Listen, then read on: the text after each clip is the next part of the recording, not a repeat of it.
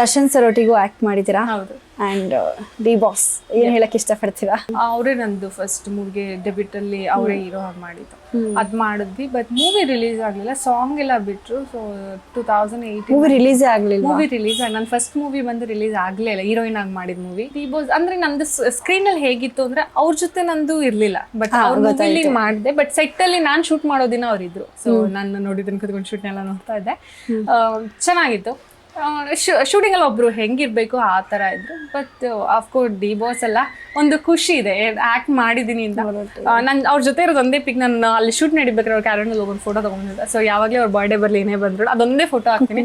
So ನಂಗೆ ಇನ್ನೊಂದು photo ಯಾವಾಗ ತಗೋತೀನಿ, ಬರೀ ಇದೇ ಹಾಕ್ತಿದ್ದೀನಲ್ಲ ಅನ್ನೋದೊಂದು ಫೀಲ್ ಇದೆ. ಎಲ್ರಿಗೂ ಆಗಿ ಇದ್ದೇ ಇರುತ್ತೆ. ಮಾತಾಡ್ಸಿದ್ರ ಆಗೇನಾದ್ರು ಅಲ್ಲಿ ಅಲ್ಲಿಗೆ ಹೋದಾಗ ತುಂಬಾ ಜನ ನಾವೆಲ್ಲ ಹೋಗಿದ್ವಿ ಫೋಟೋ ತಗೊಳೋದಕ್ಕೆ, ಮಾತಾಡ್ಸಿದ್ರು ಅಷ್ಟೇನೆ. ಅದ್ ಬಿಟ್ರೆ ಬೇರೆ ಏನಿಲ್ಲ.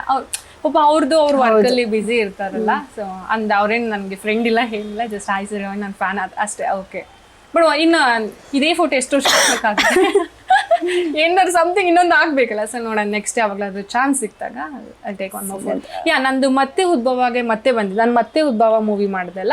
ಸೊ ಮತ್ತೆ ಉದ್ಭವ ಮೂವಿಯಲ್ಲಿ ನಮ್ದು ಇದಕ್ಕೆ ಬಂದಿದ್ರು, ನಾನು ಮತ್ತೆ ಮಿಲನ ನಾಗರಾಜ್, ಪ್ರಮೋದ್ ಮಾಡಿದ್ದು.